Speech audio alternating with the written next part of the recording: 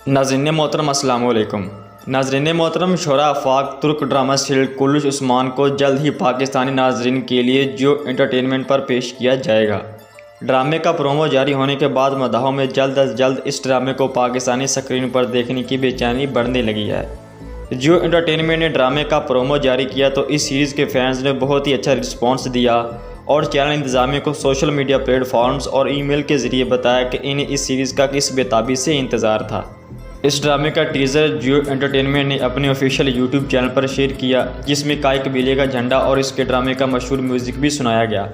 जियो entertainment की जानिब से कुल्लुश उस्मान के दूसरे सीज़न को मेरा सुल्तान कामयाबी के बाद अपने नाजरीन के लिए पेश किया जाएगा। मारूफ चैनल की वेबसाइट के मुताबिक इस तुर्क ड्रामे को चैनल पर उर्दू ज़ुबान में डब्ड करके नाजरीन के लिए पेश किया जाएगा।